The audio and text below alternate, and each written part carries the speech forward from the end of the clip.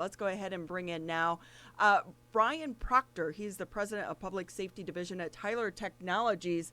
Busy time for you guys, huh, Tyler?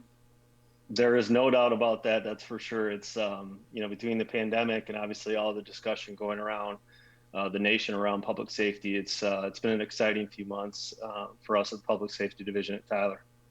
One of the things I truly enjoy about this show is getting to meet people such as yourself and all of the businesses that are in our area that we don't know about. So, first, just give us an overview of Tyler Technologies and what you actually do.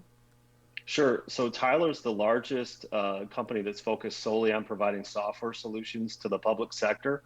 So what we mean by that is federal, state, and local government agencies. And the division that I run, which is based here in Troy, Michigan, is focused on providing software solutions for police, fire, and EMS agencies throughout the country. So, talk a little bit. How do you come up with that technology, and do you customize it for each individual department?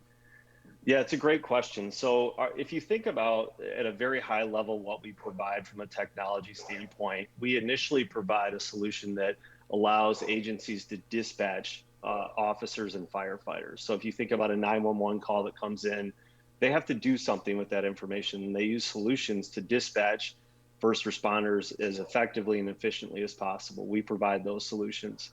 Once the officers or firefighters are out on a scene, they need to collect information, they need to get information. And that's typically done through mobile solutions, iPhones, laptops, those types of things. All of that software from the initial dispatch all the way through collecting the information and putting it into a records management system so that it can be submitted to the courts is done through our solutions. As to the customization, we do work with agencies to kind of tailor and configure our solutions to meet their workflows, but it's largely done the same way throughout the United States. So, we are speaking with Bryan Proctor, president of Public Safety Division for Tyler Technologies. I think anyone who paid attention during the bankruptcy in the city of Detroit really got an inside look of some of these departments and their lack of technology, sometimes simply because of a budget issue. I know at the fire department in the city of Detroit, for them to get an alert, they literally would take a soda can, and put change in it, put it on the fax machine. It would come through a fax, and then it would hit the can, an alert fall to the ground, and that's how the firefighters were hearing about their next call. So, and it's good to say through the bankruptcy, they have been able to get new technology to help assist them in these things, but technology is so important. So, how are you guys doing it with the technology? Because it's training. It's one thing to get the technology, but how are you training them during this time?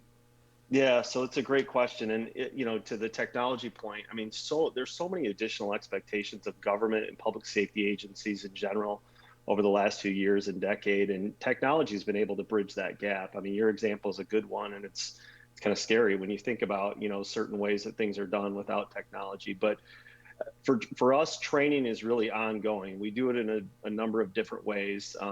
Initially, we may do some on-site trainings. We'll go to these agencies throughout the country and we'll train their professionals, whether it be their IT support or the officers and firefighters themselves or the dispatchers. We'll do that on site. We actually provide a tremendous amount of ongoing learning through video tutorials and e-learning components so that it stays top of mind. I mean, our technology is changing. Obviously, as you all know, technology changes on a fairly rapid basis. And we really focus on making sure that the communities are getting the most out of the technology that they're investing in. And we find that that's most effective through ongoing e-learning solutions that we can provide to agencies so that they can stay up to date, they can train new people, they can learn some of the new features. So it's a good solid mix for us of on-site as well as virtual learning. Bryan Proctor with us, the president of the Public Safety Division at Tyler Technologies, with us on the Oakland County Megacast. And Bryan, you talk about over the course of several years the changes that have come about in public safety and the ways that technology has had to be adapted to those changes. What changes have been made specifically over these last 6 or so months during the pandemic as these departments, fire, police, whatever other departments in public safety, have had to make major adjustments. How has technology had to also be adjusted in order to aid them in these critical operations? Yeah, I would say it's really it's in two key areas, Tyler. So it's the first and foremost, it's data. So it's transparency, it's reporting, it's talking about incidents and being able to share as a public safety agency the data with your constituents, whether it be county commissioners, city councils, citizens themselves. The ability to publish and talk about and show data has power. So that's something that we've really focused on with our public safety agencies. And the second component that I think is equally important is that mobility solution that I talked about earlier. So being able to have information at your fingertips, knowing when you approach a situation, what you're dealing with, the information being able to be transmitted to where the officer or the firefighter may be is incredibly powerful. And I think, over the last few months and certainly over the last few years, that shift has been happening where there's more importance placed on those two key areas. And I think that'll continue. I think the demand for transparency, the demand for information in a mobile world is going to continue to increase. And, for us, that's exciting. We enjoy being able to work with these public safety agencies to solve problems and meet the challenges that, they experience on a regular basis. I would imagine that servicing governments and law enforcement agencies is completely different than some other regular businesses because there is a level of security that goes along with that. Can you talk a little bit about the security aspect of what you're doing and how you're making sure that these systems aren't hacked? Because we've seen it so much during this time, just even with Zoom. Yeah, there's no doubt. You're spot on, Ronnie. Over the last few months, there's been a lot of, kind of malicious people and forces that are looking to hack and access data, government data, whether it be officer information or, specific financial transactions, kind of protected information, government-wise. We at Tyler have really focused over the last couple years of making sure that our security practices and the way we design our solutions are insulated from those attacks. It's certainly something that we take a very seriously, we invest in heavily, and more importantly, we work with our agencies to make sure that they have good practices in place. You'd be amazed at how many times just a simple oversight where it's a click on a link in an email that exposes things, best practices that we're able to talk to our agencies about to ensure that they're making sure that their employees and their officers and users are doing what they can. But for us at Tyler, and particularly in the public safety division, given the sensitivity of the data that our systems deal with, security is kind of a foundational aspect of the way that we design our software solutions. Bryan Proctor with us on the Oakland County MegaCast, with us all across the local area on Civic Center TV, on Birmingham Area Municipal Access, 89.3 Lakes FM, and 88.1 WBFH. The BIF. Bryan Proctor is the president of the Public Safety Division at Tyler Technologies. The internet has also become a much more critical utility for people all across the board. How much more has the internet become vital to the operations of what you do at Tyler Technologies, and in particular for these public safety agencies? Yeah, so for us, what we've seen is that there's this move to the cloud. You always hear about the cloud. It has different definitions, but really, for us and for our public safety agencies, it's the ability to harness the power of large systems, large compute power that they don't necessarily have to manage. And for us in the public safety agencies we serve, that's important. You mentioned, I think earlier, Ronnie, about budget pressures and constraints. One of the areas that a lot of governmental agencies spend money on is supporting those systems that are on premise.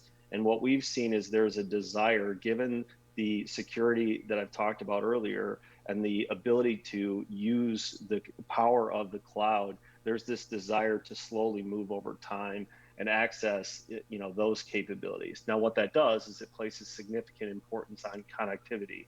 So the internet being up and having redundancy and systems in place so that if you do experience issues with connectivity, you're able to fail over so that you have this seamless transition and there's no loss of service. And particularly in public safety, it's imperative, obviously, that 911 systems are in place, that communication channels between dispatch centers and the officers or firefighters out in the field are maintained.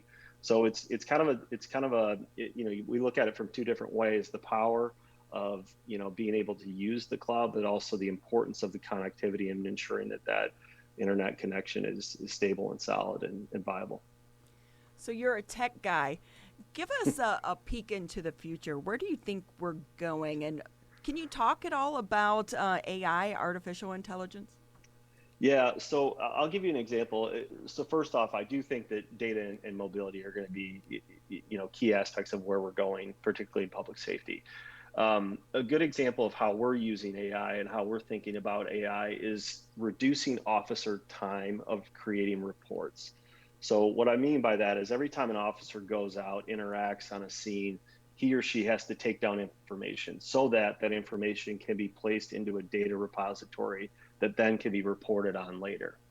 You would be amazed at the amount of time it takes officers to create these reports. They're very tedious in certain situations, and a lot of times they're repetitive. So like an accident report, for example, it's the same kind of information, but it takes just as long. So we're actually working to use AI to pre-populate and guide the officer in a way that reduces the amount of time that he or she has to spend on a report.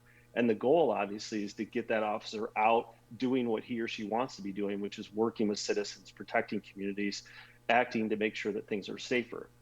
No officer says, as he or she goes through the academy or decides that they want to be a police officer, says, I can't wait to write reports. And that's what we want to do. So we're actually using AI to kind of streamline that process and reduce the amount of time that officers are spending on those reports. See, you're a hero to the heroes then, because police officers, I know several, and report writing is definitely one of their big pet peeves. How concerned are you that your system will go down at some point in time? Because there is always that chance, right? Yeah, I mean, there's always a chance, right? So you have to plan for that. In our business, in public safety, it's always planning. I mean, if you think about the agencies we serve, police and fire agencies have plans so that they know how to respond to an incident. And they always think about, okay, if something happens, what's my plan after that? What's my plan B, so to speak? And for us in technology, it's no different. I mean, we design our systems to make sure that if we do have a situation where there is an outage or there is some downtime, what do we do? How do we make sure that that information continues to flow? And a good example of that is connectivity out in the cars. So for example, our mobile solutions, the piece that gives officers information as they respond to a scene, those need to make sure that they can work if the internet connectivity out, the Wi or the LTE or your cell phone cellular coverage is lost. They need to make sure that they work, and we design our system to do that. So it's always our engineers, our developers are very intelligent people. They're creative, but first and foremost, they're always thinking about, from the officer or dispatcher's perspective, what could go wrong and how do we make sure that we provide a solution that can get them by in that situation where they have those challenges. Bryan Proctor with us. He is the president of the Public Safety Division at Tyler Technologies, with us on the Oakland County Megacast. And Bryan, with recent events across the U.S., more police departments, including local departments here in our coverage area like West Bloomfield and Kegel Harbor, are looking into adding body cameras to each of their officers. And with that, a common question that comes up, or a common issue that comes up, is how are you going to store all of that data? And that's got to be something that's of discussion from public safety departments with your company, as well as they're going forward and storing that much more data for the good of the public and the good of their officers. How are you and your company working with these companies and working with these public safety departments in order to bridge that gap between the necessity of these body cameras and also the issue of a lot of data storage? Yeah, so that gets to the cloud aspect of what I was talking about. So us at Public Safety Division, we don't provide body cameras. What we do is we interface to those body camera providers and pull in certain aspects of that video information into our records system that we provide. to these public safety agencies. But you're exactly right. There's all of this information out there, and being able to harness that and kind of search it and learn from it and being able to report on it is very important. I think one of the things that I think will come over the next few years here is a better sense of what do agencies need to keep and for how long, and then how do you manage that massive sea of data, because it's a lot, to your point. Right now that's being placed in the cloud, and it's there's security around that, but I think particularly as things evolve, we'll continue to see that things change as to best practices and standards for handling that dash cam and body cam videos. Bryan Proctor with us. He's the president of the Public Safety Division with Tyler Technologies. Before we let you go, anything that you want to share with our viewers and our listeners about your company and the work that you are doing over there? Yeah, sure. So like I said, we're based in Troy, Michigan. We've got about 500 employees that work for our division. Tyler itself's got about 5,000 employees, but these are people that live in this community. We have, many people that live in Oakland County, Wayne County, Macomb County, that feel very passionately about the work that they do and the agencies that they support. We've got a lot of connections here. In the public safety division, we've got 1,600 clients throughout the United States, but we have a stronghold, particularly in Macomb County, that uses a lot of our solutions. So, for us, it's something that we take very seriously. We work actively to make communities safer together with our clients, and we're a great place, and we're actually in this pandemic we're hiring. It's a great place to work, and it's something that I think we in this community and your viewership in particular, we've got a lot of employees and a lot of clients in this kind of Metro Detroit area. It's great to hear that you're hiring so many people suffering during the pandemic. So tell us a little bit about what qualifications are you looking for in a new employee?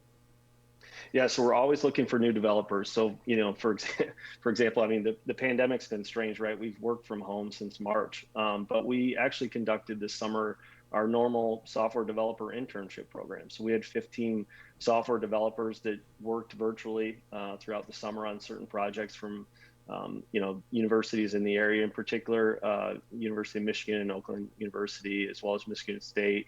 So what we look for is we look for people that have, and we hire different, what I would say different people for different departments, but predominantly we're looking for technical talent, software developers, folks that have those technical skills, but also people that want to make a difference. I mean, we're a mission-driven organization, as I had mentioned, this desire to make communities safer. But really what we're looking for is technical talent, people that have the ability to write good software, to work in teams, collaborate, and make a difference. It's if you have to be virtual, it's good to be virtual with a tech company because you guys are so tech savvy. Real quick before we let you go, I think Tyler here is envious of that shirt hanging on your wall there. Oh yes. Yeah, so I get that question. It's funny as as we've done these Zoom, you get like a window into people's lives that you don't normally would get, right? You go into their homes and you get a sense of where they're at. So that's actually a 2005 signed Tom Izzo jersey, and that's the significance of the number 5. It's not anybody's jersey itself, but it was signed by Coach Izzo back in 2005. Well, Bryan, go green. Go away. Well, thank you so much for taking time and being with us on the Oakland County MegaCast. We definitely appreciate it and appreciate all that you and your team do and keeping our public safety, our first responders up to date on technology. Yeah, I enjoyed the conversation. Thank you.